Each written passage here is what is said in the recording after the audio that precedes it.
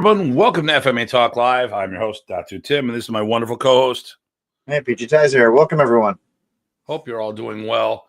So, StreamYard's having an issue, and the issue is that all comments today will come in as guests from Facebook. Right. So, say who you are and where you're from. Who you are, where you're from, if you're logging in from Facebook. If you're on YouTube, evidently, that'll be fine. All right. But we'll find out. Run a little late today. Ooh, crazy. Been one of those days. But there's a reason for that. BG Ty and I were out of town. Yep. And that's today's show. Sorry about eating, but I gotta eat. Hey. So I'm gonna see here. We got 9 people watching already. All right, good. Hey, Matt Jones on. Good. Oh, there we go. Yep, we got Matt Jones. What's going on? Guys and Tim, does that mean you've got multiple personalities? Sometimes, yes. Sometimes, indeed.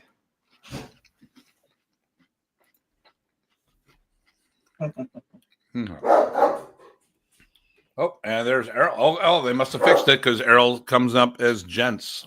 Or he has special privileges. Or he's special. Errol, how you doing, my friend? Hey, Man, you're looking shaggy there. You wouldn't know he's Filipino. Look at that. He looks like a mountain man. He looks scared. Looks like he knows where to get rid of the body. That's right. Exactly. And he lives in Jersey. Maybe that's the issue. I think everybody in Jersey is trained on that. Yep. There you go. I was waiting for the other comment. Hey. LOL. Okay. So we have 2 topics tonight. The first is written up on the thing, and that was about the review for the camp. Yep. That we just did. And then, of course, the follow-up is training attributes. So P.S. Jersey. Yeah, it's not New Jersey. Okay. Of course I do. Hey, and then hello, Carl. My brother. How you doing? Yeah. No, he's my brother. He's not your brother. He's your friend. Well, we have the shared genes of the skull. You guys are salt and pepper. That's right. Put our 2 heads together, and you got a really odd looking butt.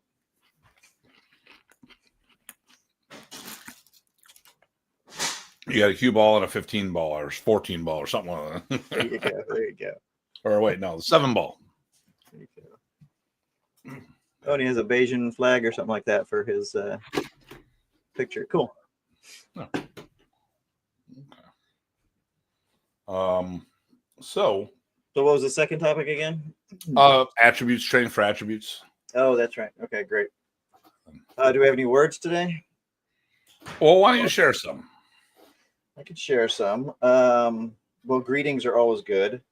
So, and some history, right? So, you probably heard, some of you have done this stuff before. Magandang tanghali which is, beautiful lunchtime is what it literally means, but it's one way to say hello.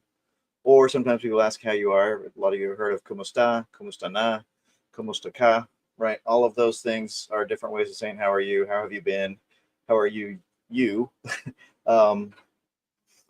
But you'll hear us use one a lot when people are on from the Philippines. We'll come up and say magandang umaga, which is beautiful morning. So there you go. So quick background. So magandang umaga, good morning. Magandang tanghali, good day or hello, meaning actually beautiful lunchtime.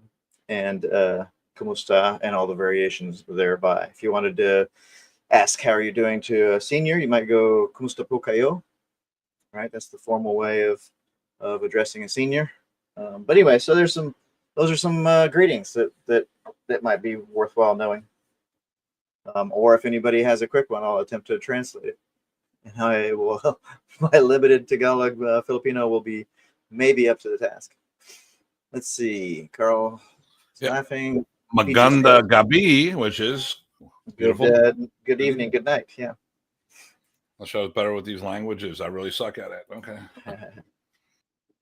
But I see PG Sam's there. Matt makes a joke again, which is fine. Carl, so that's what she was saying too. I see. Okay.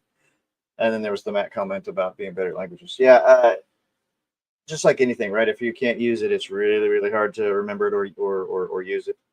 So I inflict myself upon whoever I'm training with that happens to speak some Filipino, and they're usually pretty patient about it, which is very appreciative. Arrow goes, or how you doing? Nice. Nice. And by the way, English words work a lot of times too, like hello, that works still. Sorry, interestingly enough, is another one that works. They pronounce it slightly different, but sorry is pretty recognizable. And then Carl says he has a lot of Filipino clients. So there's some words real quick. We've already said the numbers before. We did some colors before, so it seemed only right to do greetings. I got to practice a lot, and I can't actually remember what I said, but I got to use it.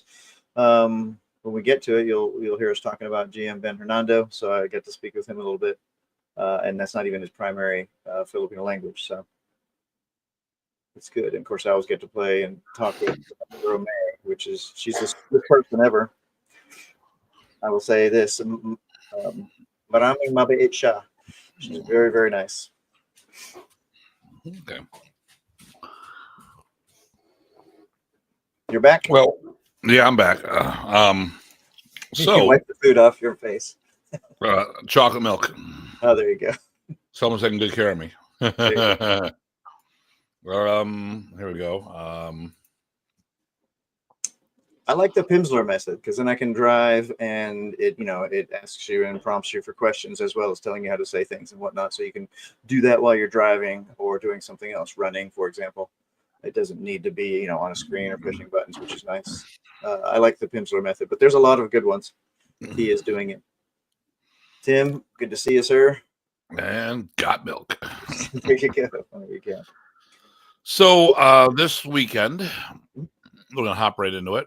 We're going to try to keep a shorter format because we go right down rabbit holes, and that's okay. We can go down the rabbit hole, but I'm just going to bring this up right now because I need all the names. So we're at the Massachusetts. Well, it was a co-op. It was the FMA Collective and Massachusetts Modern Arnis Camp. Right, the FMA Collaborative, and Mass Modern Arnis Camp. I guess separated by Saturday and Sunday, respectively. Yeah, so specifically, Sunday was all Modern Arnis. Yep. And there's shout out for Maganda Umaga. Hey, Maganda Umaga. Welcome. Okay. So I'm gonna bring this up here. We'll present. Hi, Justin. Good to see you again. Hey, yeah, he drove down all the way from Maine to make the camp. It was good to see him and some friends. So we had this was the cast of characters. So characters is right. Yeah. Okay. So going from the top. Okay. So Tye Botting, Dean Franco, Steve LaFave, Master Ben Hernando, PG Craig Mason, Tim Gillette, myself, Sifu Alex, who transformed because he shaved. He's got. I'm assuming he had contacts, and he looks younger than me. Yep. And then Mike Williams, and Frank Schikowski. Yep. And then we had a special guest, Spencer G was there. Yep. And we even had some drop-bys, which was also cool. We had several drop-bys. Actually had people stop by. Some Kempo friends of mine. Hadn't seen him since the 90s. Tim's going to be there? Oh, I'm stopping by. I'm like, oh, okay. Yep. So we had a blast. So that's the lineup. You want to talk about the event. So real quick, I'm don't have my lighting set up. I had cleaners come in and shampoo several of the rooms. This is one of them. So I haven't been able to reset the my lighting and stuff. So hopefully next week we'll get this under control. I think people might like it this way. But look, they don't even know who I am. That's right. Look, it's Guy Fieri. No, not really. There you go. So first of all, we were at MARI, Martial Arts Research Institute in Salem, Massachusetts. If you look at Filipino martial arts and CLOT as well, that's a great place to go. Yep. The Williams were the hosts. They are phenomenal martial artists. And essentially John Savage too. He was John Savage, yes. Yep. So actually it started off with a long drive. Craig and I made a couple stops in the way. We got there and then we more or less got there same time Ty showed up. I worked half a day and flew in. Then we met Matt, one of the dog brothers in the area, because Craig's a full-fledged dog brother. And we talked. Really good conversation. I thought it was a great guy. And he's told us his past, and it's like, wow, you've really matured. And he was very articulate, I thought. Really very, very, I'm glad I met him. Him. Definitely. And he's going to go, dude, I followed your stuff. I was going to wear my BJJ belt. So, but it was a good time, and then you showed up, you got dropped off. So Steve and Mike Williams picked you up at the airport. I'm sorry, John Savage. John, I don't want to say Steve. Yep. They picked you up at the airport, dropped you off. At rush hour, no less. So they're scholars and gentlemen. Let me see. Here we go. Is it possible to have two separate standalone systems being studied in the same dojo? Yeah, easily. I used to have Brazilian Jiu-Jitsu and Arnis at the same time. Yep. Depends on how you structure the programs, but I think if you want to, if you structure them right at the outset and people, it's, right out in the open that they're separate system, separate programs that you can do both if you want, but they're separate programs. Yeah. Then I think it works pretty well. Yeah, I've got Shunji Kempo being taught in my school. Now, that's not being done by me, but it is there. And, so I've actually had I've had, I don't think I've had more than two different programs at the same time. Now, obviously we have an eclectic program because that's what Modern Arnis is. Filipino martial arts has a tendency of being that way. I have to respond to one of my friends because they did the video. The first video I talked about Brazilian Jiu-Jitsu months back in April. He said he did a point counterpoint, and I got guy I've known for years, and he goes, "Well, I don't know about Tim doing this. He says this is pretty opinionated, and he goes, they train their stuff, and this, it's not like you can read attacks coming at you and stuff like that." I'm like, do you think you've got a monopoly on sparring? Right. Because long before kickboxing, BJJ, and MMA, karate and kung fu, they've been sparring for, would you say, centuries? I think it's built in. As long as they've been around, probably. So I don't know what the thought process, but I'll respond. Actually, I'm going to ask them to come on the show, so it's not a. So for, but first of all, Joey Reyes up at his Combat Arts, really great guy, really great facility. Don't know what inspired him to do the video. This is not a predetermined point counterpoint type thing. But he put something out, and I plan on responding to it. But when we did the video, it did kind of shock me that the never brought up anything about like just the whole fact that it didn't think that other arts spar. Maybe it's me. Okay. you know,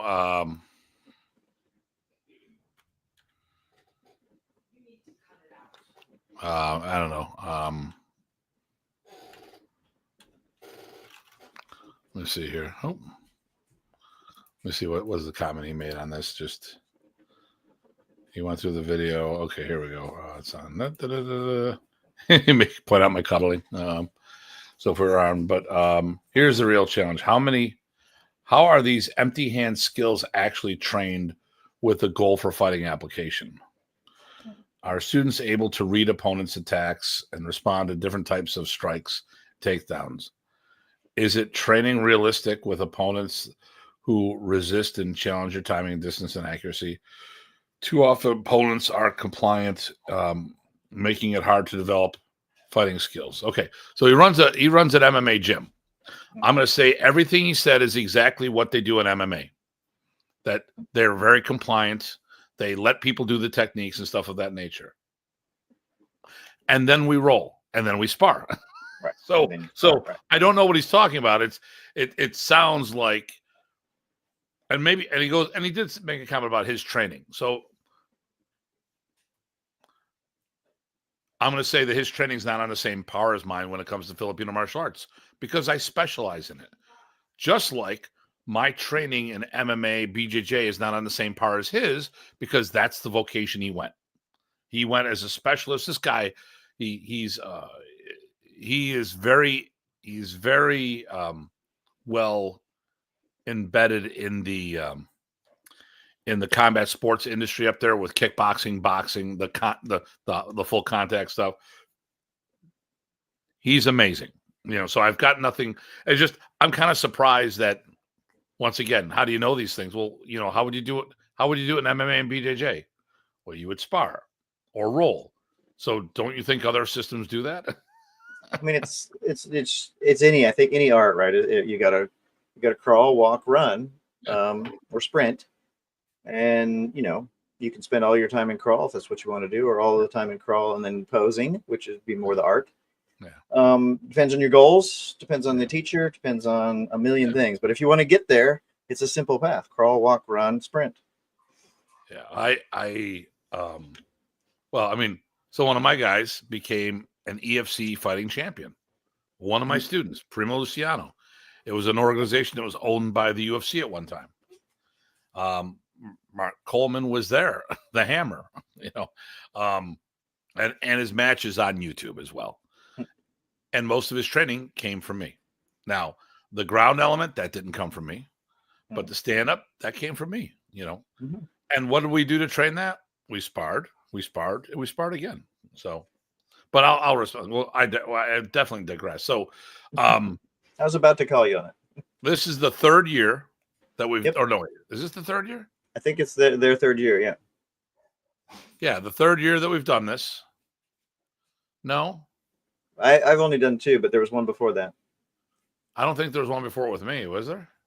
Maybe not, but I think they did this collaborative thing. Yeah. Okay. So all I know is I can talk about my involvement. So this is 2 years in a row that we've done this. Right.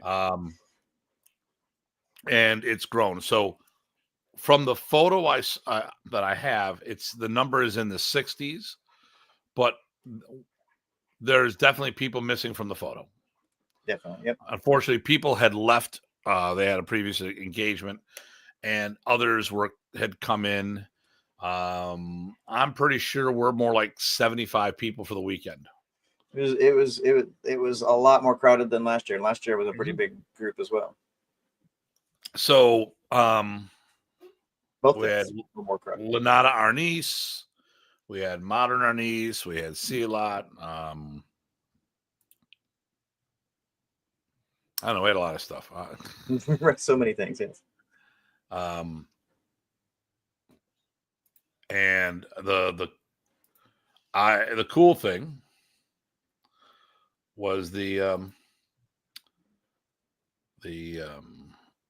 openness to everybody. Everyone was there was no nonsense. And then they had this Sifu Wong who was there, Kung Fu guy, like old school Chinatown dude, came up. They're like, really nice guy. Justin, yep. It was definitely Sifu Jim. Yep. Seafood Jim dropped by as well. He's another drop by. Yeah, I mean, and then the Williams did a great job because they had food for us both days. Now, a lot of people went out, they went to a burger place on Friday. I mean, we had Peter Freeman show up. Yep. He brought people. Absolutely. They were coming out of the woodwork. It was great. Yeah, I was very happy. Oh, go ahead. I was going to say, I was very happy because I've been wanting to meet Peter Frean for a long time, and also Tim Gillette, and I got to meet with both of them and spend a lot of good time visiting, watching, sharing, and bonding. To be honest, I consider them friends now, both of them. Yeah. Tim was supposed to be there last year, and he got the bug just before and got diagnosed that morning. I'm like, son of a gun. Been there, done that. Yep. Great to see him. We were hanging out. We were talking. Definitely. You could feel that there was a good click at the end of the day. Yep. And, so we had a load of people that go back to the 80s and early 90s. Mm-hmm. That was it. And so whether you were there's a bunch of first gens. Mm-hmm. And then there was a bunch of second gens that were active back and that met Remy. It was really cool. It was just a good event all overall. We're already we're all talking together as a collective, I should say. Not we, because I don't plan the event, although I do as a host of my own, do myself. I obviously, they ask me questions on how I run my events and stuff of that nature, what thing. And the hotel that we stayed at was amazing. Mm-hmm. The rates weren't crazy. The food rates were on par with everyone else. And they had a couple banquet halls, and they're talking about possibly getting another venue, whether it's something in Salem or farther out. And personally, I really don't think it matters. Right. I don't think it has to be in Salem. It's just what's good logistically. We talked about a lot of different things, so it was just cool. It's a really cool vibe. The only thing that stunk was that I only got to do a half-hour time slot on Saturday. Everybody showed up the first day, and we all were like, I want it. No, I want it. Well, it's funny. Right. That was kind of an experiment we did in my last day thing. It was, half-hour slots, but just like then, everybody put a ton of energy in, and they really focused, and the attendees all kept that energy up. So it was interesting because everybody got a taste, and everybody kept this great interactive sharing, working with each other energy from the start to the finish. So I think, with the right management, I think the half-hour format works well for the attendees. I guess that we all want to share more, but but that's what the next day is for. Yeah, I liked Tim's 3-stick thing. Yeah, no, that was handy. So Tim Gillette did a drill. He gave people a way to practice Redunda and their striking styles by holding 3 sticks. So you'd hold 2 here, and then a third here. And they could use the middle for Redunda. They could use the arms. It was really, I really liked it. And change the angle too. So you change the angle. So you go horizontal, high, horizontal, middle, low. You can go vertical. So it was really, really cool. I think, it was cool because like you and I had a different vibe because we talked a lot of conceptual stuff along with the physical, and that's what I've really been enjoying lately isn't just teaching the material, but the hows and whys, making people look at what they're doing so they have more sense of direction and get it better. Yeah. I think I said it during my section too, right? If you're not training as much up here as you are in your body, then you're, I would say, missing more than half of it. If you're training in only one or the other, you're missing more than half. You have to do both, but don't forget to do both. I'm as good of an instructor today because of my previous instructors. They helped me get to where I am. They didn't stifle me saying I couldn't do stuff. Right. When I would bring material to Remy, they challenged, Remy would sit there, he would say, have me do it a whole bunch of times because he really liked it. And sometimes he would end up teaching it. Right. Or he'd say, no, don't do it because of this. And he'd show me, do this instead, win-win. And then I got hooked up with Dr. G, and he was teaching me how to be a teacher. I mean, it was all about thinking about the concepts and stuff and better ways to communicate and stuff of that nature. I'm like, okay, and to me that, and I get a lot of accolades because of that, but I think that just tells you how good my teachers were and because they nurtured me to get there. And, I wish, when we talk about the concepts and stuff behind it, I wish that Remy had a better linguistics skills back then, because I think I could have been so much better. I could have been so much better back then. Even beat up. Healing from my car accident and surgery and stuff like that. I'm so much better than martial artist than I was back then. Obviously, I was more of a machine back then. I was in my 30s, and I worked out hard, and we beat the snot out of each other. We kept doing it on a regular basis, so there was never a problem in the physicality and the attributes. But I just had, I thought I always had decent progressions, but not like today. And I think that was the cool thing. I think to separate, and even Craig tapped into that as well. Where we started talking about, hit in, hit through, talking about the 3 phases of training, the technical versus the timing versus the non-compliance and stuff of that nature. And I think that was a common theme for the WMA board members that were there. Mm-hmm. It wasn't just the hows, but the whys. Yep. I was going to say, I have a counterpoint to the idea of Remy's, lamenting Remy's lack of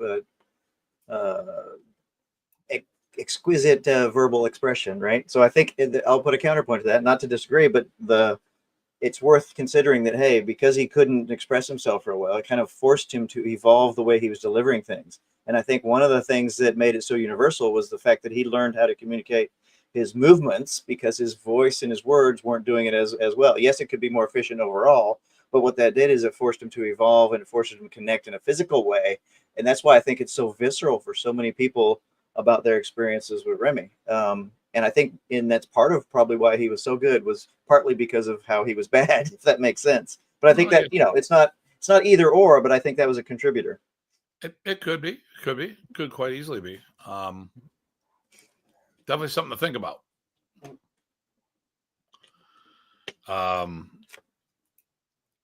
Yeah, but I think like I said, I thought it was a great camp. Mm-hmm. The only negative thing is it was over too fast. Right. No, with all of the people that could share, and everybody doing so well, and the students doing so well, we could have gone for days and days and days. Yeah, no, it was definitely really, really good. And I'm looking forward to next year's event, although it's going to be some rough scheduling. I did this year's calendar. You saw it already. Yep. I literally have half the year booked, 21 events. And I got another one. Functional year, yeah. I've got, and more or less one was booked today after I send that to you guys. Okay. I've got 2 other people telling me when, I'm waiting to hear back from 2 other groups. So, I could have, I might hit 25 before the week's over, which, good and bad. Now, there's a bunch of it where I have the immersion stuff here in Buffalo. Uh-huh. But there's plenty of stuff on the road too, so I just gotta get her done.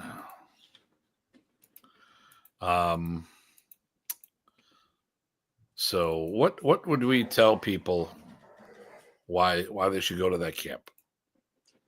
Because it's cool. There you go. It's cool. I mean, Mr. Simple as Ty, that, what really. part do you practice in?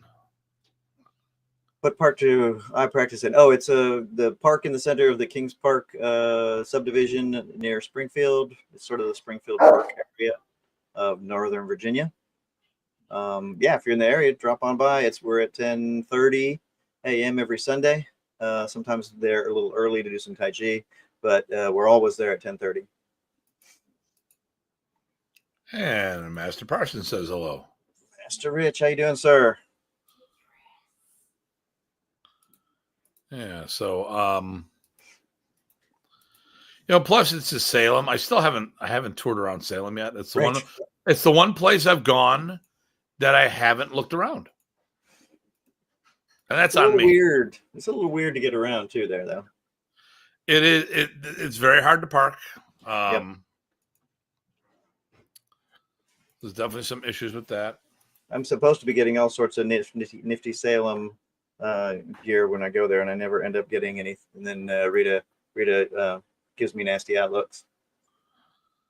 She's in the room, so I can say that. Well, I'd say she get over it, but I know better when she's in the room, so I'll wait for her to leave. There you go. She's giving you the look now too. I will come for you, Timothy. I hear something. I don't hear you. La la la. I can't hear you.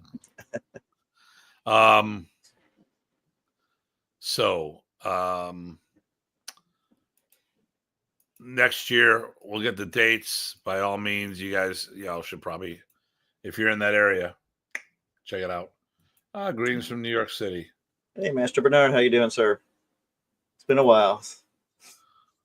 Was there something going on this weekend that I didn't know about? There was something else going on this weekend. Well, I know PG Chad had a thing that I think was it this weekend or was it last weekend? But that's I don't think that there was also something else going on, and I'm drawing a blank. Did GM Terrell have something going on? Could be. Maybe. He's always doing something. Okay. Yeah, I just don't know. So many things. Well, that's the thing. This year has been the worst year for me getting double booking myself because didn't do a good job of, steering through all that stuff. Mm-hmm. Yeah.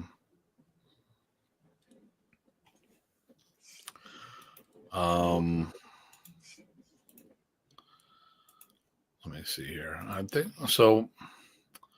Well, that's I think that pretty much wraps up the camp. I mean, yeah, we talked about who taught. It's in too much detail, I think, to talk about what each person did, except for some highlights, and we brought a few of those up. And then, of course, Sunday it was you, me, PG, Craig, and Mr. Frank.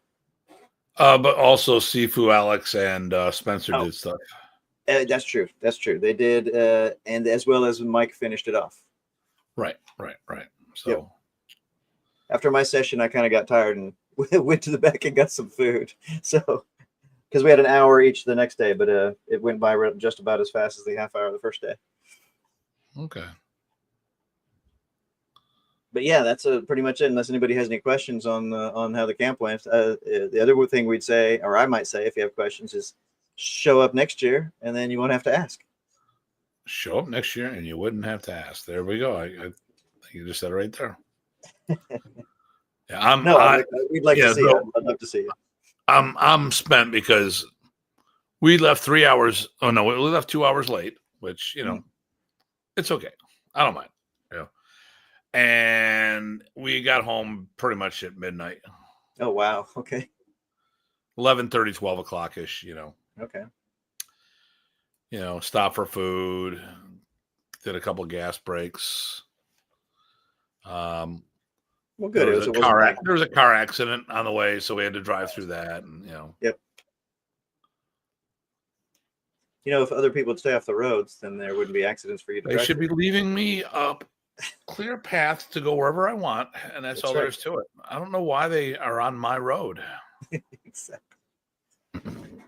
All right. Well, so let's talk about training attributes. I mean, really, this was the topic is short, sweet, and to the point. We can talk about this a little, and then I want to talk. Well, actually, before we get into this, I forget. For those who are listening, our finale, yes, for the season is going to be December 9th. That'll be the last show we do for 2024. Right after the holiday gathering. Yep. So what we're gonna do is I want to put a board or a panel together. Oh, that'll work. That'll be better there. And Antonio says, "Do you have Master Ty? Do you have a school?" Yes, but anymore it's a virtual school, so it's in the park or privates. I do privates at home or at the park.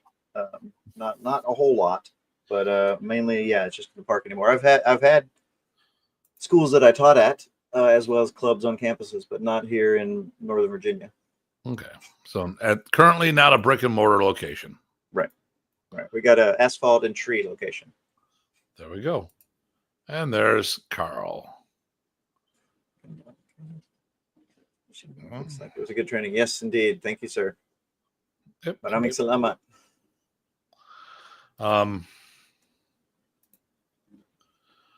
So on the final show, I am always been the pessimistic one when it comes to certain topics. I'm the one that I'm concerned about our future. Yep. Yeah, I'm not the only one, but the art. I think the future of the art. Yep. The future of the art. Okay. So we've talked about it a couple times, and what I want to do is on the last show, put a panel together for the end of the season and discuss, what successes we've had, what failures we've had, what setbacks overall. And I'm thinking from Remy, from Remy's time, I have my opinion on where we went. I think we're getting stronger, but I think a lot of people overestimate. Hey, Craig, their position on things, or where we are in the big scheme of things. Long time no see. Yeah, this perspective, right? Yeah, and we'll talk about it. Yeah, it's about scale and all this other stuff. But what I would like to do is have a panel and talk about that. And I'd like to get people from other groups as well. It's like, hey, what's for those who tool around and do other things, what's your experience? And then, and talk about is it getting, some people say that it's getting stronger. It's getting better. Is it because it's getting better, or you've been more active now, or you've been the most active now, and you've never seen what it was at its peak? So it's hard to have that. It's hard to know without having that metric. Where is your sample? But I want to talk about that. That's going to be the 9th. If anyone is interested, we are taking names. Obviously, we are going to have to make decisions on who was there. Oh, there we go. Maganda umaga. That's right. Good morning, sir. From Kazakhstan. Nice. All right. And then nice topic. Future of the arts. Yep. I think it's something everybody should have in their sights, in their background, particularly if they love it so much. Part of why we teach is because we want to pass it on, but you got to think further than just that, right? Passing it on for the long term. How does that work? Take some thought. So, and what I want to, hey, are we doing a good job? Are we not doing a good job? And we, I mean the community, not talking Tim Hartman and Tye Botting. I'm talking about the bigger scheme of things, Right. Some groups are real, is it, there are some groups that are doing a phenomenal job and others aren't. Are they all doing a great job? Is no one doing a great job? Let's have that talk. And then, what needs do we need to change anything? Is everything where it should be already? are we on a good, strong path as we talk? So for those who are interested, by all means, I'd love to get some names. I've already had some names already, but I want to look and I want people to know when I pick these names, or when we pick these names, it's about the ones that it's going to give us the broadest spectrum of, they've had the most exposure, or exposure that we may not have had, so we can really get a better cross sampling. If it's Right. all the people that's worked with us, is that really who we want to have? I don't want it to be a WMA event or a show. Right. We'll do that on another day. Right, and hopefully more recent than me. I was supporting every group that would have me for the longest time, and then that sort of has petered off for a variety of reasons. So since then, of course, there's others that are still doing that, so that's good. Yeah. And the big thing is, this is not political. No, this is about, are we doing a good job or not? What people perceive need to be done. If we're not doing it, what do we need to do to fix it? Right. If we're on point, then let's keep going. And then talk about, past, present, future, But all right. So let's talk about attributes. This was brought up the other day on the show, and it was about training, what attribute drills and stuff we would want to do to supplement our Filipino martial arts. Now, right. First of all, I want to say about Filipino martial arts, which some people have a tendency of forgetting, we cannot use this blanket statement. We need to be more specific. So are we going to talk about the weapon arts, or are we talking about Filipino martial arts? When we talk about something, we have to realize there are open hand systems like Kung Tao, Sikaran, Panantukan, Yao Yan. It's questionable whether Dumaga actually really exists. As a separate whole thing, yeah. Hey, Arnold. ¿Cómo está? Nice. Magandang umaga. So, and not to say, everyone, here's the thing. People throw out terms quite a bit. Okay. But that doesn't mean it actually exists. So, what do we need to do to make things happen here? So, Yep. I'm looking at three things at once. So, okay. Okay, thank you very much. So, yeah, what was it? Who was it? Sam? Was that the guy's name that was asking us these questions? About which? Last week, about attribute. He was asking about weapons compared to each other and all this other stuff. Right. No, he does ask good questions, the guy in question. Yeah. It might have been. He was asking some for sure. Yeah. Yeah. Oh, my phone just did something. I will look at my phone in case someone might be messaging me here on the show.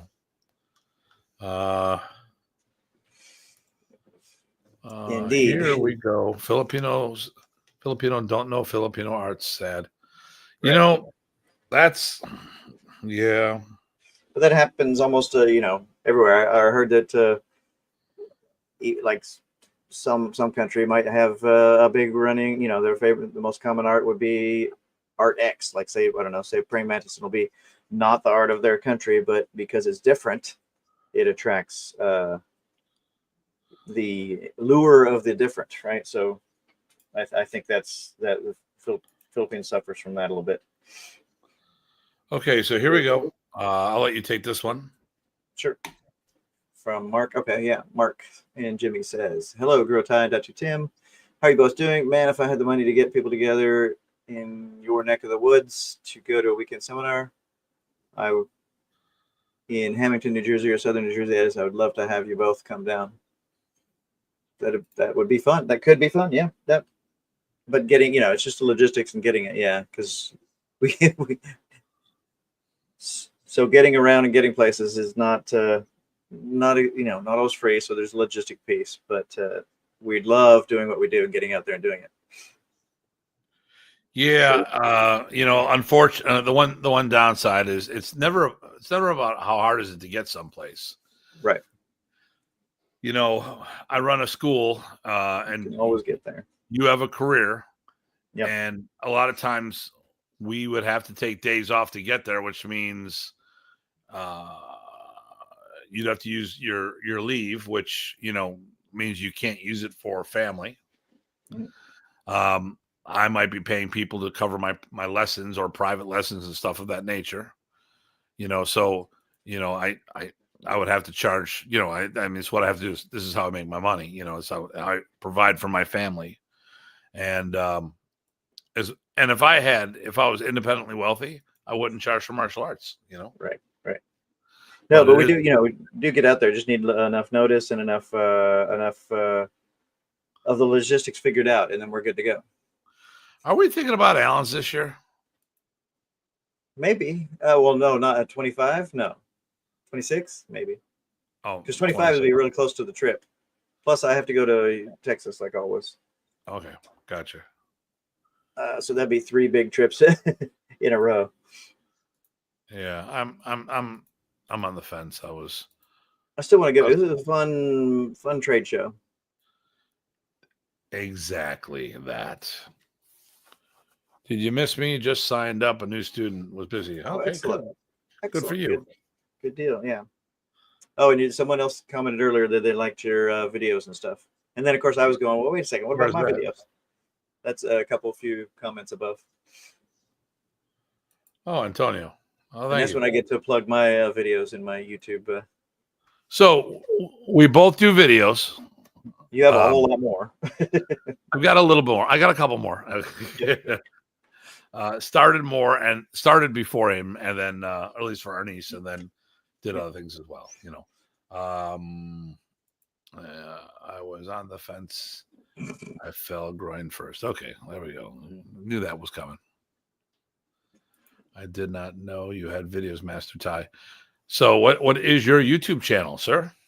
It's my name, Dr. Tye W. Botting, or you just do TyKF, which is in the link. If you put if you take down the quote, you'll see 2 ways to get a hold of my stuff. Oh, hold on. There we go. There we go. So YouTube is TyKF, and then of course the website, which links to a few other source of resources. And Instagram TyKF, but I never use it. I'm not an Insta guy. There we go. Yes, it is. It is my bread and butter. Yeah.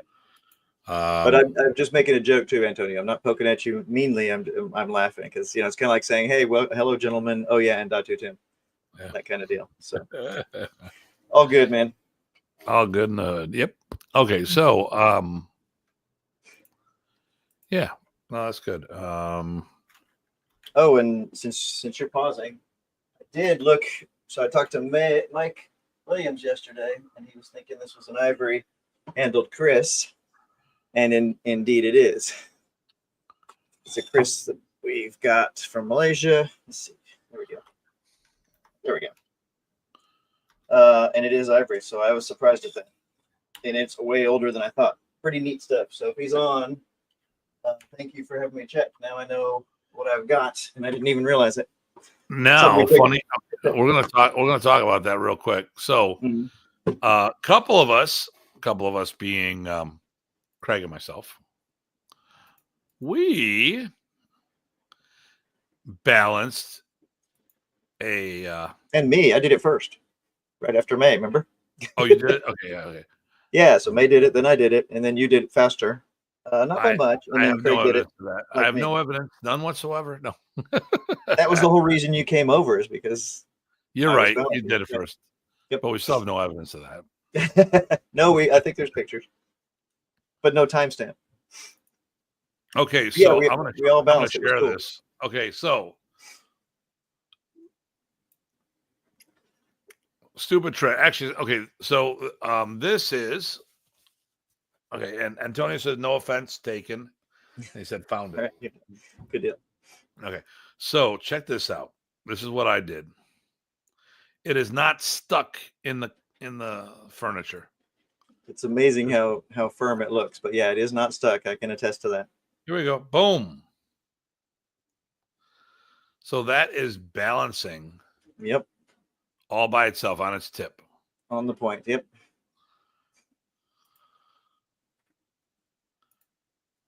And Craig did the same Craig, thing. yep. Now let's look at that tip. I forget who took the picture of me. Someone else did. It is not stuck in there. Well, look, there's no gouges in this. Yep. So that was so I took a picture of it. I did a selfie of myself. I'm waiting. May's trying to get her camera to work. I'm like, right. I don't completely different culture, but I'm doing the head bopping thing side to side. I thought it was a Bollywood moment. Right. That was fun. It was neat to do that. So the thing here is, it's supposed to be about the quality of the blade, and then communing with the spirit of the blade. Which that's right. I was so fast, I was very good at communing with the blade. I use my Datu powers. I'll try it with this blade that I have behind me, but it's really, really old. It's the hammered, metal that's folded over, but it's so old it wasn't taken super good care of. So you can see it's pretty nasty looking. Right. It is standing, not stuck on the wood. Exactly. Absolutely. Yep. It's That's totally the balanced. point. And that's supposed to talk about the quality of the blade. Yep. And with spirit. So yeah, Carl, I got mine when I was living in Malaysia. I guess it was an older one, but I lived in Malaysia for 3 years in high school, so that was in the early 1980s. So yeah, we've got a lot of cool stuff. I've got there's a cookery there behind there that's also from that, and also this weird little yard sword, yard knife for working in the yard. It's actually not a weapon per se. But yeah, that's where I got that. And you're right, it is Malaysian. There are, of course, Carl's not far from where we're going to be. That's true. Carl's in Quezon City, so it's actually we're going to be over in Manila. Malate is our base of operation for a couple of weeks in February.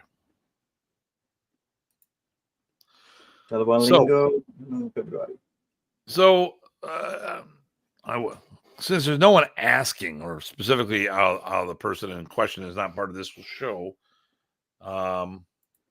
Yep, you got it, Tim. I've got to pull that one down. Yep, it's a little cookery from that I got from Malaysia because I'll use them as yard implements. This is sharp, including the little blades. Nifty stuff. Good eye, Tim. You said something about Michigan camp and when and where, or am I hearing things? It was the Mass camp, not a Michigan camp. Massachusetts. We would do a Michigan camp, but I don't think there's enough people left in Michigan that would be interested in an actual camp. That aren't poisoned by the waters? No. Well, yeah, because they did those new pipes and it messed the water system up. That's right. And Tim says, sweet. Dude. Reference from a movie, yes. Yep. Yes. So, yeah. Gurkha Blades, Master Ty. Yep. Yep. It's fun. We can all, it's like sharing scars. You show all the blades that you pick up over the years, or all the weapons. It's fun. But I'll stop now. Sorry, guys. Well, Tim and I both study with G, so of course we're all about the kukri. Yep. Here we go. I know a guy in Michigan who would let you use his dojo. Just don't put holes in the walls and the mats for 30 hours putting the I just don't know how many people are actually left that are interested at this time.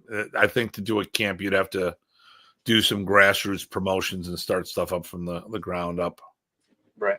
I could be wrong, but it's a dual question, right? Not just the place and the space, but also the people that will come. Let's see how you did that rhyming thing there. That was pretty good. But you got to have the people too. So place, space, and peoples. Yeah, and that's. So I've talked to a certain person. Mm-hmm. I've been in a dialogue with somebody in the Metro Detroit area for me to go back because I love going there. I used to have a blast, Right, used to go all the time. I used to go there all the time to support Remy, as well as I would teach my own. I would teach seminars there, as well as do my training. Right, with Punong Ted, right? Yep. So let's talk about training. I don't think the things are going necessarily the way I was hoping to, because the person in question that we did the show for didn't show up today. Right. That's fine. Or they didn't speak up. One of those two. Yeah. So attribute training. Like if we were going to try to build up a specific attribute for stick fighting, what would you try to improve, and what would it be? Well, first off, so I'm going to assume that people are using their martial parts of the training to get the most focus on the attributes that those will inherently bring if you do that, because that actually takes some effort and some focus. But if you're already doing that and you want to do other things, you might consider things. What do boxers do first, right? They get their cardio up so that they can stand in a fight, right? So cardio could be good, and you can do anything for that. You could do your art, or you could do some other activity where you're getting the cardio. And strength, of course, strength training. You know, I'm going to say that as a power lifter, right? So, and I'll shut up there. But those are two things, right? Strength and cardio, and of course, do your art with an eye on improving the attributes for your art. And so it goes hand in hand. Okay. Hey, Eric, what's going on? Eric's must have just got out of class again. 2 cents is 2 cents is cardio. You do you had a camp 2002 where GM Bong fought everyone after a few minutes hard and extra gear while hitting everyone with a real stick. Okay, yes, but I will also say something a little different. There was real contact there, but there was not real context. He was wearing WECAF body armor, so there was no. I work with WECAF. When I say this, I work with WECAF. The only time it's going to be real is if it's real. Right. No armor, no nothing. Okay. Yep. So when you're wearing protection, no match. Someone with better cardio can win, and it takes away the skill factor out of it. Because I've seen people in WECAF who are not gurus beating gurus because they were on a good fitness program. I was attached unofficially to the Canadian stick fighting team back in the 90s. They're all good friends of ours. And they could develop a good fighter with very little experience. I mean, it's like creating a boxer. You could have a boxer that could be very successful, but doesn't know the art very well. You know, can be coached specifically for a fight. You know, like, all right, let's a specific, I can see people getting trained with not a lot of skill, not a lot of knowledge, and just focus on the essentials for that. But still not real because we're wearing gloves, we got referees, there's rules, stuff of that nature, But there's no question that cardio is important, because you're going to start, especially if you haven't, whatever it is, when your nerves get pumping, you're going to start losing your wind really fast. Yep. So obviously it is important, but you also need to work. How do you do stuff when you don't have that? How do you, and I'm not saying me, but what I'm going to be turning into. I'm turning 60, which I'm still middle-aged as far as I'm concerned. But what happens when you're in your 70s? What happens when you're in your 80s? You can't rely on that. So we need to have something else. There's got to be more than that.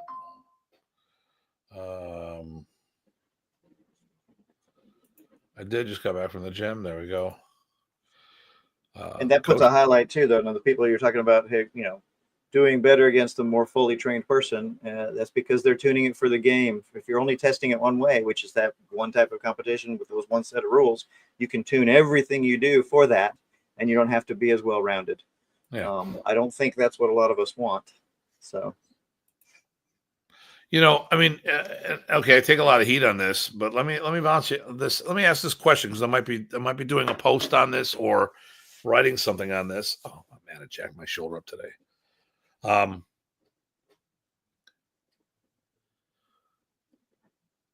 Is boxing a martial art? It's a martial sport, but does it get thrown into a different category?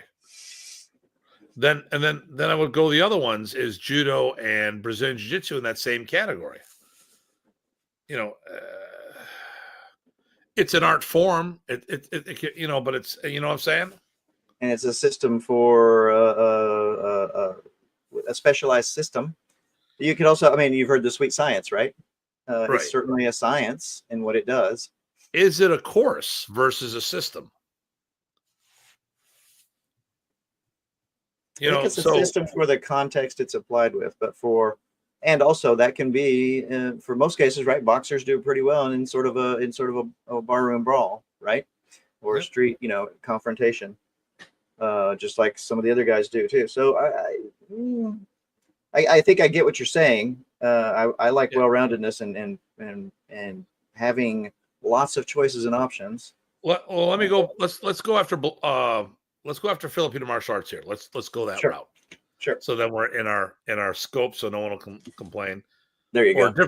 Different people complain, but I don't care. Right. So there are complete fields of study, but not standalone systems. So Balintawak is a complete field. It's a complete field of study of stick dueling. Mm-hmm. Okay. But it's not a standalone system. You cannot teach that to people these days and have them protect themselves and their families with Balintawak alone. And I say that as a Balintawak practitioner since 2000. Right. I think they'd be using, if they did, and they might do well, but they'd be using the attributes from Balintawak and not the material of the art. But if they didn't have any other training, could they pull that off? Against an untrained person, probably, right? A little bit of training goes a long way, except for the luck factor. What about kendo? Right. There's so I mean, I look at a lot of Filipino martial arts systems are like kendo and fencing. Right. So what happens when if they're akin to that, where it's all weapon all the time, what happens when you don't have that weapon anymore? Right. If it's specialized, then it works best when the specializations apply, and when they don't, what you got? So would boxing fall into that same kind of category?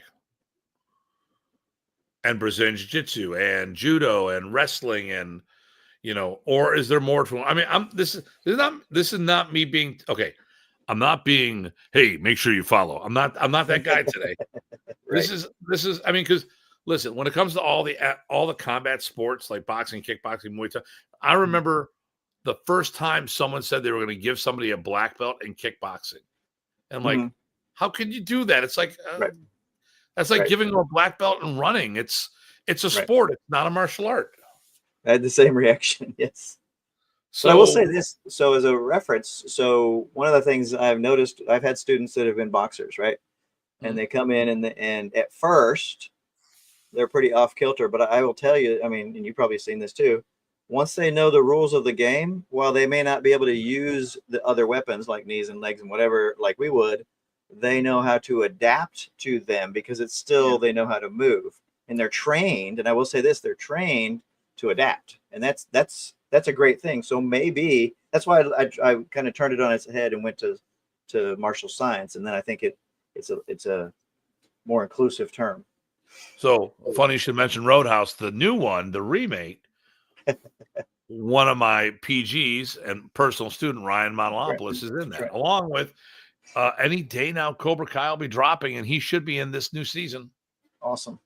That'd be good. Here we go. Can it be done hand to hand without using weapons in Filipino martial arts? Can it be done hand to hand without using? So I would question certain systems. Now, remember, when we talk about this is a good thing, but I'll know when I was, when I was, and I got to talk to, when I make my comment to Joey Reyes, I'm going to bring this up and go like, listen, there are plenty of I understand that his exposure to Filipino martial arts may be weapon centric, and you look at someone like, I want to be a heretic here. Heresy, Danny Inosanto. He didn't need any open hand training by the time he got exposed to Filipino martial arts. Because first of all, he was a Parker Kempo black belt. Then he met Bruce Lee. Yep. So he may have had all this stuff that he prefers to use. And maybe the systems that he came across had an open hand segment, but he chose not to do it because what he already had was superior. Who knows? We weren't there. What he already had, he was certainly better at, right? Because if you already have it, you're usually better at it than the thing you're picking up. Personally, I look at some of the Filipino martial arts as like a fencing, like a kendo, where it's on that edge of not being a martial system to me. It seems to be a sport like football, baseball, hockey, or stressing more the art side too, right? I'm thinking, I love KI, but KI is very artistic, and it may not be always sports, although a lot of KIs do fight. But they work a lot on the intricacies of their blade work, right? Yeah. Same thing goes for Tai Chi. If someone did the forms, never applications of a punch comes there, never blocking, can the movement be applied? Yep. Then no, usually not. Yeah, usually they suffer. So what do we think about Tai Chi? So Tai Chi is supposed to be a full system, correct? Yep. So, and I've got mixed stories. The story I got for how is funny. We're talking about Kung Fu now. The story I got was people would watch the guards, the Royal Guards, practicing their movement, and they would do the internal portion, the healing portion of their art. And then people started copying that and never got access to the combative because that was done in different practice. That's the story I got. Does any legs to that? I've never heard that story. Okay. That doesn't sound right at all to me. Given the history and whatnot, I know. No. Tai Chi's roots are in the rest of Chinese martial arts. It doesn't have the Taoist connection like a lot of people think, but some of the other arts do. That are internal, but no, it derived out of a family style of Kung Fu, and it was never for just health. It was always a dirty martial art, and so they always used to fight. Okay. And they had weapons, and they had empty hands, and they had unbalancing and throws and locks. And yet you see people now, and all they can do is a series of movements in a park and not know anything about the application of those movements. I don't teach it that way. That's one reason I stopped. Tai Chi depends on if you learn the combative behind the moves. Okay, so let me ask you this: if you're only learning one aspect of it, Tai Chi is a medicinal, right? Does that then put it in a category like doing aerobics or yoga or something of that nature? Actually, does it put in the category of yoga or cardio kickboxing? Yeah. Okay. You're not going to fight with cardio kickboxing normally. Some people do. I will say this, depending on if you've got the floral aerobics, which is just claiming to be cardio kickboxing. Okay. Right. Listen, if you're doing a white collar kickboxing program where you're actually hitting shit. Right. There's a chance, like in boxing, that in a real world scenario, you could actually drop somebody. Because I know someone who's one of his students, Casey's Fitness, a good friend of mine, Kevin Cunningham, and one of my black belts used to teach out of his place. And a bunch of the clients were out somewhere, and a good-looking woman, someone grabbed down her pants and grabbed her ass, and she turned around and knocked the guy out. I mean, Janice did a year of fitness kickboxing before she joined the martial arts program. and we had the Focus Master, and she came in, she was warming up on the Focus Master. All the guys in the room were like, "Who's that?" Well, it's Janice. She hits really hard. Yep.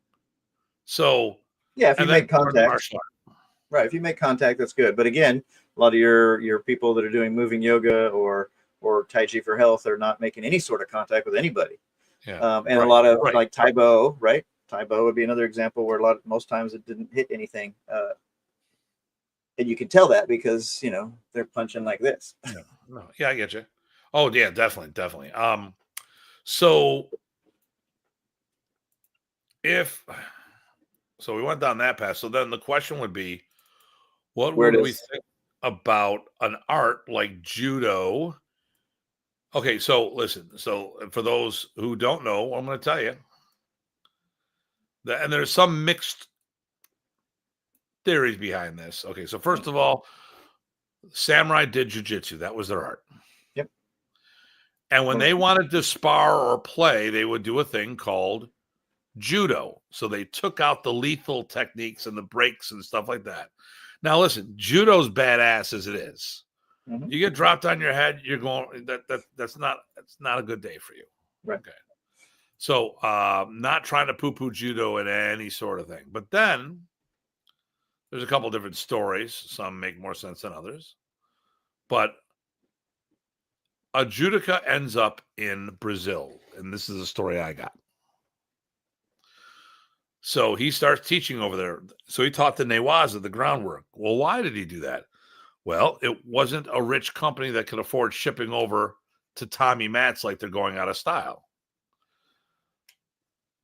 It's not. So if you didn't have those judo mats to throw people on, you're training on hard surface, you could do the groundwork, the Newaza.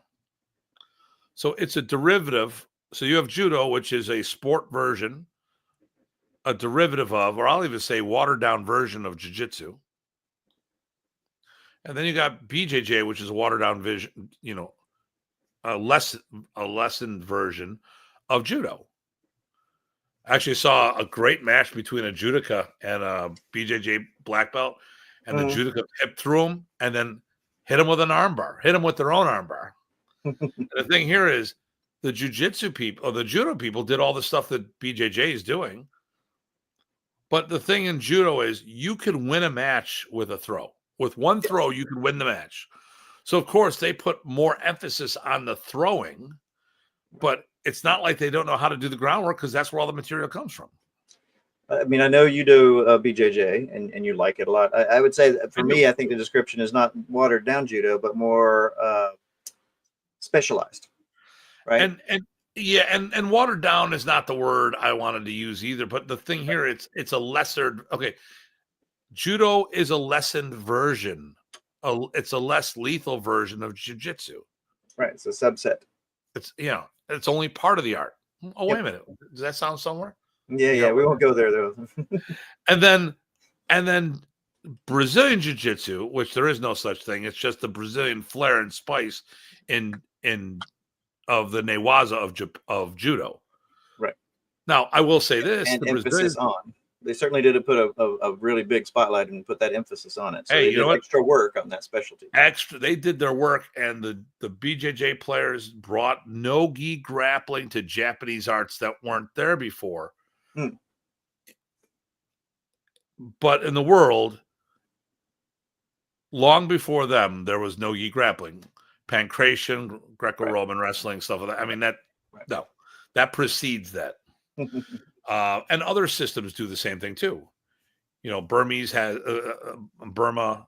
Well, it's Myanmar, but in Burmese martial arts, Naban from the Bando is a practically naked wrestling.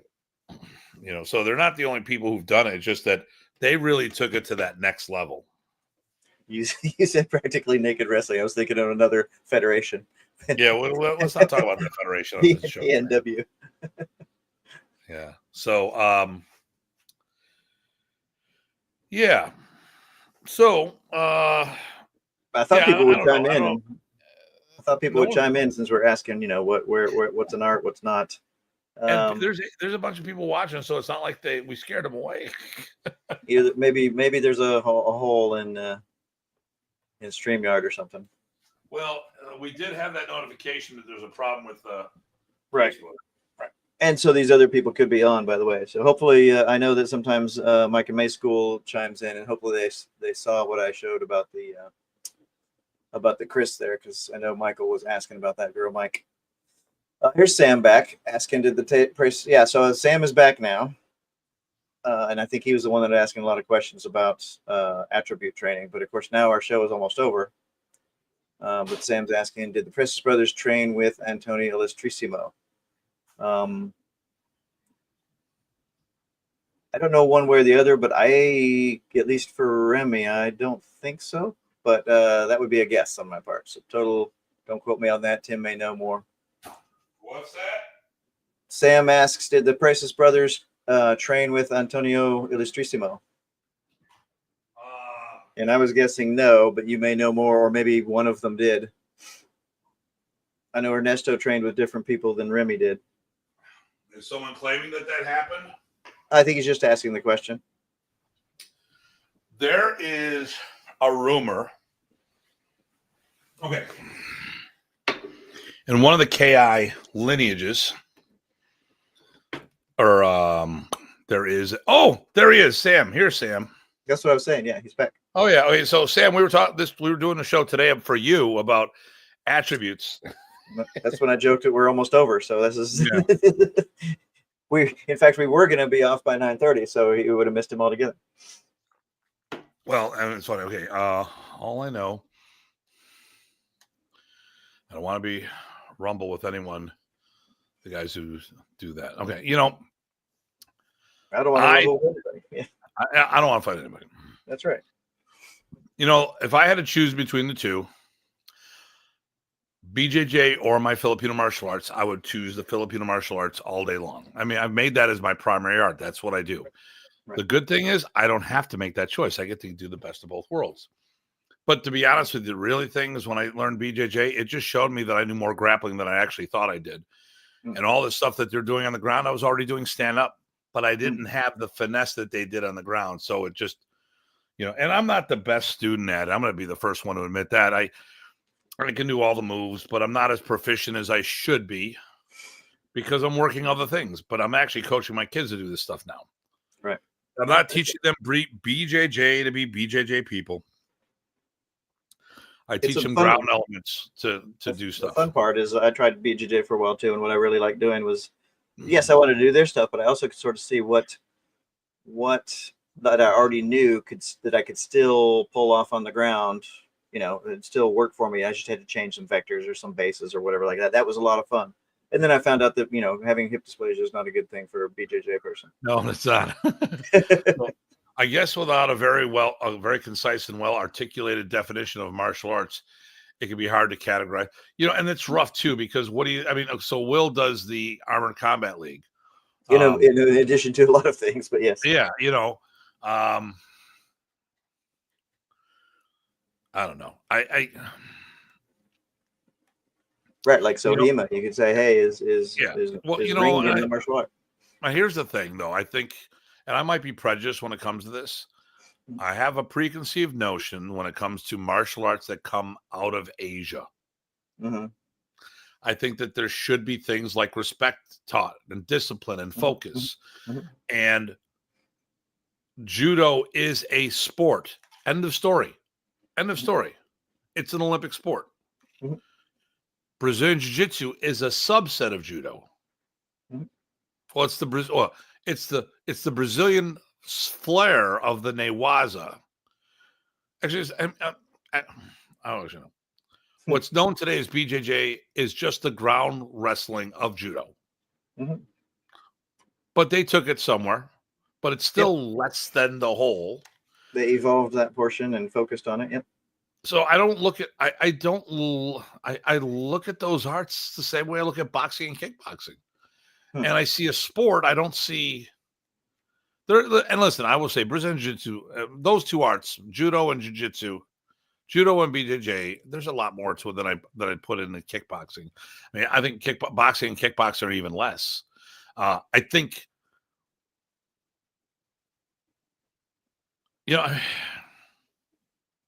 I look at the yin and yang.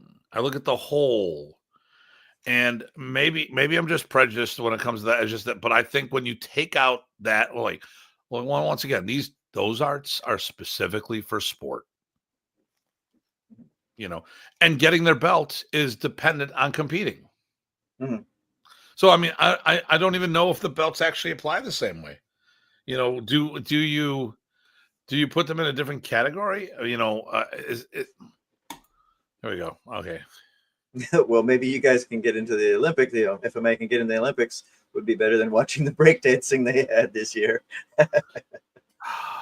Yeah. So I think Team Australia should be banned for life.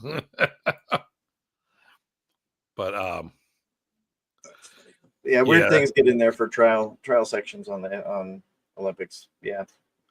But as soon as you get in the Olympics, it does sort of put a focus on things to be towards sport. And so that changes things for anybody that's wanting to go that route. Yeah, I mean, Taekwondo theoretically could go down that. There's Olympic hey, there is Olympic Taekwondo. Yep. I know of sport karate schools that a big portion of their belt focuses on how well they're competing in tournaments. And I don't think that I have a problem. There's a guy that I know, BJJ. Oh man, his name's escaping me. It was Jerry. Coach Jerry used to work with him. He got his black belt in Brazil in a year. Because he tapped everybody out. I'm like, he destroyed everybody. I can't remember his dang name. And Jerry was affiliated with him for a while. And no, Jerry didn't get his black belt in a year. I can never remember his name when I need to. But the reason why he went up so high and fast was the fact that he beat everybody in tournaments. And that's it. So it should be, I think, like I said, maybe I'm too old school when it comes to that aspect. I think that we should be teaching more than just how to tap somebody out. I think we should be teaching people more than just how to punch them in the face. I mean, it makes me feel good. Don't get me wrong. But I mean, I was talking to one of the parents from one of the moms from my kickboxing class, and she made the negative comments that her son, her 16-year-old, got very aggressive after doing jiu-jitsu, Brazilian jiu-jitsu, like bipped off at her a couple times. And,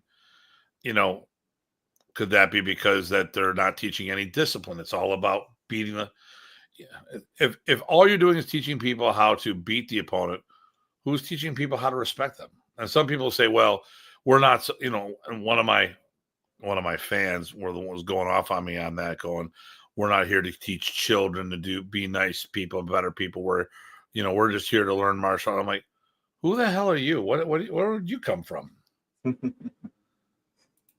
Well, I think it's part of the thing of, with great power comes great responsibility. So I think if you're going to be learning how to hurt and damage people, I think it only behooves you to learn the respect side of things, to learn that maybe you don't want to do that. Maybe the implications is not good for anybody. If you don't have to do it, you get to learn the consequences on the other side of things without having to live them. Kind of like back in the day, right? They had, almost everybody schools, at least down south, had rifle clubs, shooting clubs, and so everybody was trained. My high school had that. Yeah, they were trained on how to, do gun safety and respect for the weapon and the use of it, and you didn't have shootings. Nope. There you go. My old professor made a point of respect. Yep. Perfect. Well, then you had that video the other day where a girl beats her opponent, little like 8 or 12-year-old, walks up to the coach of the other person, goes to shake his hands, and he flips her off. Wow. I mean, I would have throat punched him. I would have dealt with my anger. I would have managed it very well. Right into him. Right into him. Evidently, I guess there's another video later of an adult getting in his face.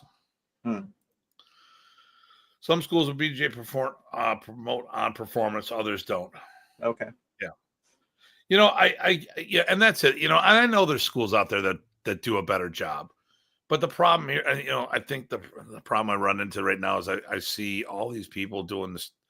When I see everyone talking about this, that, and you know, and maybe it's the trolls that are annoying me. You know, that you getting a little more skeptical. But I see all this footage, and I see just people sitting down, you know, oh, let me pull guard so I can win this sport. Well, how can you be effective as a martial art if you're going to pull guard? Because in the street, that doesn't equate. But of course, when we talk, we can't agree to be on the same page.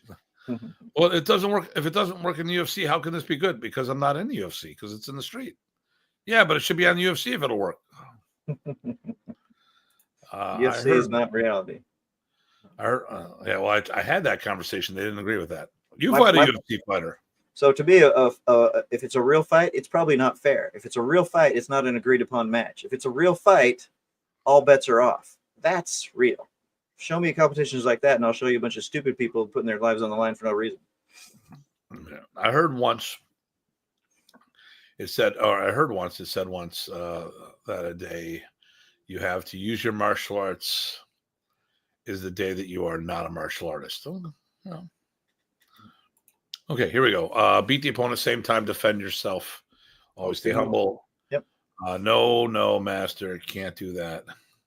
Not very nice, LOL. Street fighting, exactly. Yep. And then, BJJ Nogi has gotten boring to watch. The butt scooting that we joke about sometimes. Oh yeah, you know. I mean, I barely touched BJJ, but BJJers will make that joke as well. So. Well, they got the worst trolls out there. Although the funny thing is, this weekend at the seminar camp, they're telling me, "Man, I love you. I love watching you troll those trolls." I'm like, "Okay, thank you. I'll take that. I'll take that badge of honor." It's all in good fun to stir things up on both sides, and when people get it right, it's fun. Yeah, I'm gonna go back to Sam real quick, and then I think we should probably just wrap it up. Yeah, there is a story that one of the lineages, one of the people underneath Antonio trained with Remy. They do a technique that's a drill that is almost the Cruzada flow drill verbatim. And then when the person was, you know, I was at a seminar or I was at somewhere where someone was teaching that, and I made a comment about it because they watched how good we were doing it, and his training partner was like, "You just picked that up?" And I go, "Well, no, this is like Modern Arnis 101." And then we'll talk about this later. And then when the seminar was over, it's like, all right, this is what I heard. I heard that so-and-so trained with Remy or one of Remy's students and liked the material, then brought it in. So I don't know how factual that is. So you just heard me say that. I don't know how factual that is. But when I looked at the material, it wouldn't shock me to find out that was an accurate statement. To me, either Remy got it from them or they got it from Remy. So, so hopefully that adds. Let me see.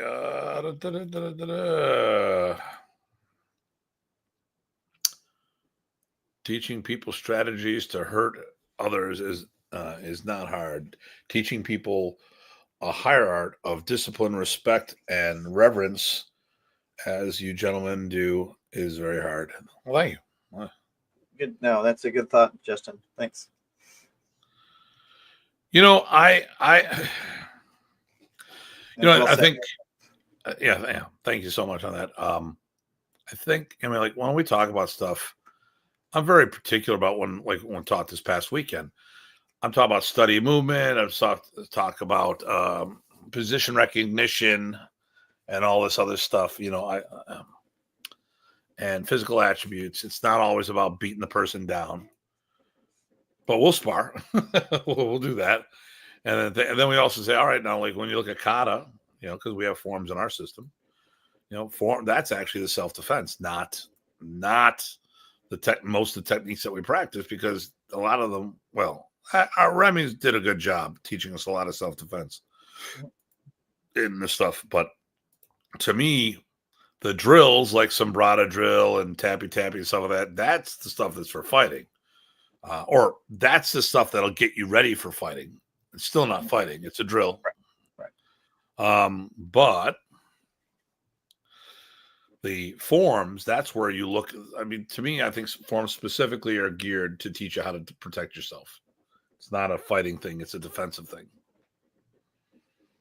But, I mean, and that's just the forms that I practice. I mean, there might be some offensive forms, but generally I see the forms that I practice and the systems that I've been exposed to, they're all responding to an attack. It's not attacking, so.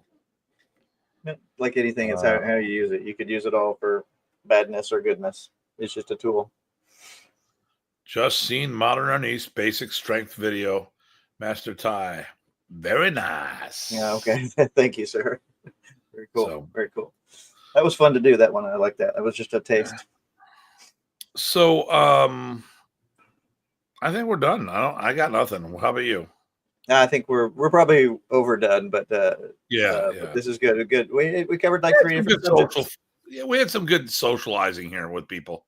There we go. So we got one. I'm looking at this right now. We got to talk about events before we go. 1, 2, 3. We have 4 more shows for the season. All right. So upcoming events. Let's hit that. Let me. Oh, no, that's not what I wanted to do. I actually got another event that's not on the calendar. I got to see if I should move it back. A camp after our party. So,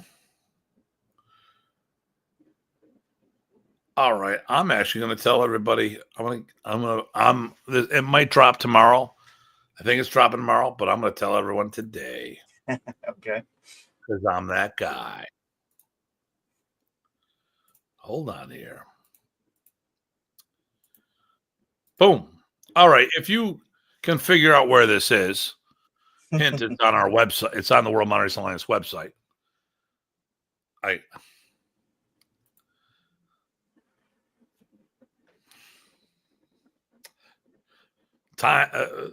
Craig and I are driving. I don't know if it was to or from the camp. And someone asked me, hey, where's the camp? I can't find the camp. What are the dates? Like, Craig. For the holiday thing? Or for the Massachusetts thing? Oh, no, the May camp. Okay. They couldn't find the dates. So first of all,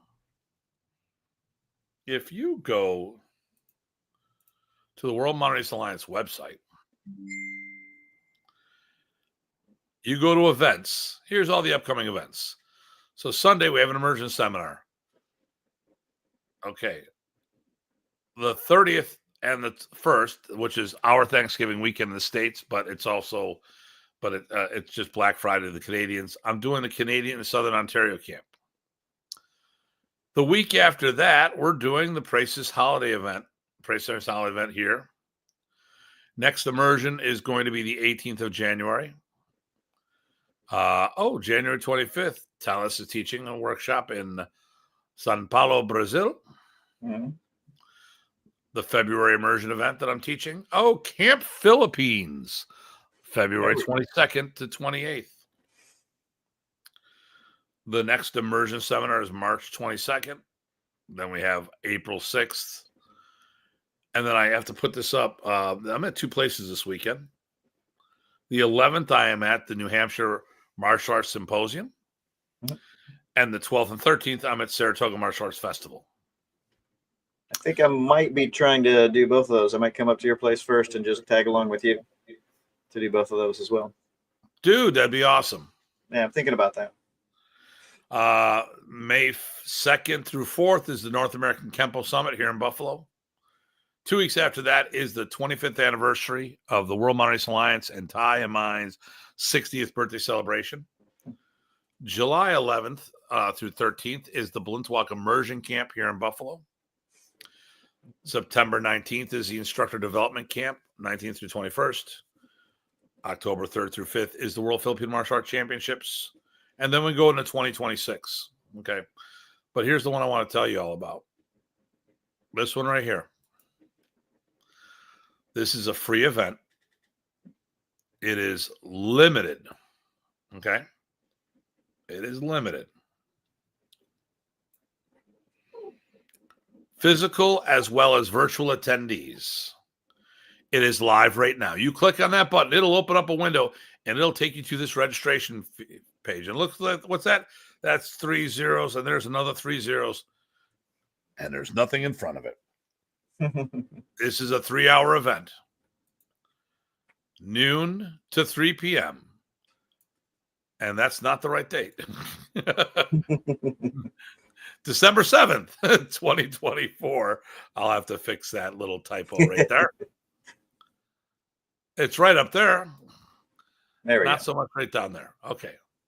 So this event is now live. People can register right now by clicking on this. That means if you are coming to Buffalo physically, the first 50 people who register, well, actually, it's limited to 50 people in person.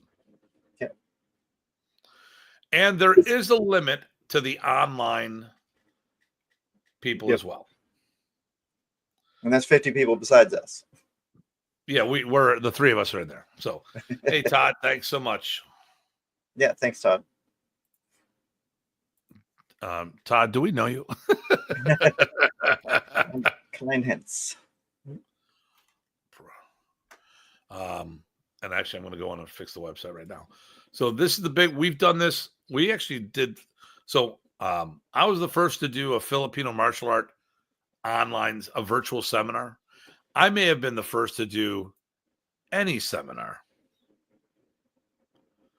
online, for martial arts. I'm not sure. I'm pretty sure we were the first ones to ever do something like that. But nonetheless, we've been doing this before COVID. We took the COVID off, took a little break, and now we're back at it. So it's a yearly event.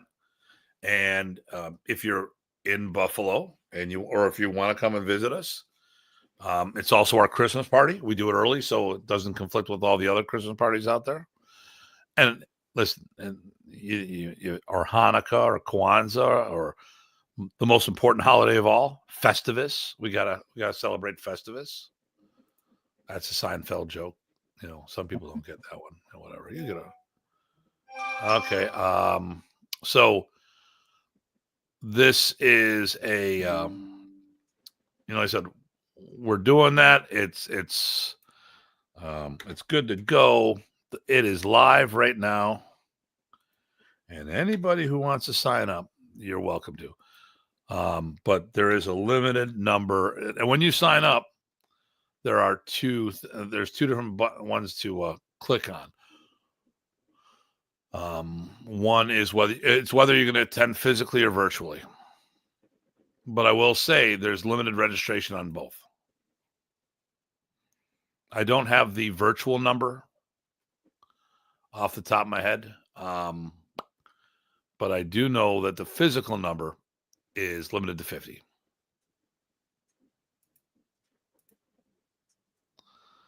So is that the one we wanted to promote there, Ty? All of those, yes. Yes, okay. But that's definitely the cool ones I got. one. That's the one. Yep. That's the one we really wanted to promote because this is a pay it forward. This is for all the support we get out there, and you know what? If it inspires someone to get involved, and I don't even care if it's with us. I mean, hopefully it's with us. But at the end of the day, it's about making sure that it's that next generation. Oh wow! I got 2 people registered already. Excellent. Scott Nausey, one of my students, and Sam Wolf. Look at that, first 2 people to sign up. Yep, he said he just said he was registered. Yep, and he chipped. He did both just in case he gets there. There we go. First two people. Good. Let me see. Wait. So you know who was first though? My guy Scott. Sam was close. But yeah. I'm just changing all the dates to make sure the 7th. Okay. We are good. And we are in West Seneca, New York, a suburb of Buffalo. We are 30 minutes from Niagara Falls. And the snow generally doesn't drop until after Christmas. So, but you're all welcome to be part of the event. Log in virtually, come in person. It's all good. Okay. Boom. Antonio, happy pre-birthday to both of you. My dad's turning 60 this way as well. Thanks, I guess. we're old enough to be Antonio's father. Great, thank you. That's right. That's right. That's funny. Those snowstorms are something serious. Yes, they are. Yeah, I knew you were saying storms. Ty has been up to this event like 5 or 6 times, I think. Yeah, and once during a blizzard. Was it blizzardy, or is it you just had a little through the mountains? It was blizzardy. Yeah. Yeah, it wasn't in Buffalo. It was elsewhere. Right. So, yeah, but I got it. So what are we doing next week for a show? Oh gosh, was I supposed to know? I don't know. And Tony, if you watch the show, you're gonna know that nothing really insults either one of us. Right. Yeah. All good. Oh well, I'll think of something for next week. Unless someone sends me a suggestion. But listen, I'll just wrap this up. Like I said, the 9th will be our season finale. 4th season. Yep. 60 feels good, brothers. May this year I hit sales, so okay. He's one ahead, yeah. So we're all he and I are Tauruses together, so I won't ask the day of the week or the number because it's on social media. Well, whatever, we won't. We gotta protect our intel. But listen, so this is good. I think it was a decent show. The big thing was reviewing the camp. That was the point. Yep. I didn't get this up as early as I wanted. Something doing with driving 6-7 hours from Salem, Massachusetts, might have had to do something. Although I missed all the traffic. Did you have plenty of time to get to the airport? Oh yeah. I was there sitting around for and I had stopped and had a shake and a burger, and it was all good. Oh wow, good. Yeah, it was just getting a little dicey, and then we shot over onto the 90. So okay. You guys need an intro. I had an intro, and then YouTube didn't like it anymore. It was weird because it was authorized music and all this other stuff. So that's right. So we have a very short intro. So, I'll figure out a show for next week if you don't come up with something. And then, but today is episode 22. 22 shows this year so far. So we have 4 more shows. So we'll do 26 shows. That's over half the year by 1 week. That's crazy. People haven't gotten sick of listening to us. And actually, we both need raises. Multiply yours by 10 and mine by 5. We're good to go. I'll move the decimal point over for you for both of us. And, the only problem is that the first number is 0. So, I mean, it just doesn't help as much. So, you too, my friend. You too. So thank you. So the good thing is that I've been checking out our numbers. And when I look at the rebroadcast numbers afterwards, we've been averaging close to 3,000 a show. Wow. On Facebook. Here on YouTube, on YouTube it's not that much because YouTube just does it's a couple hundred, 100 to 100, anywhere from 80 to 150. Although I'm only transmitting now on one YouTube channel. Okay. I focused it all there. I'm actually going to get ready to not even. I don't think anyone even looks at. Oh, here we go. FMA Talk Live. We have a page on it. 0 views. But that's okay. We'll keep putting it out there just in case, So Tim Hartman, 3 people there right now. World Modern Arnis Alliance, 2 people watching there. 2 from Datu Hartman. Because we're down to 7 people right now. We had 29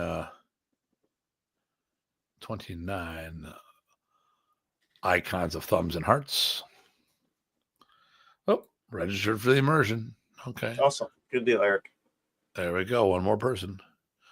All right. We'll figure it out for the next one. So listen.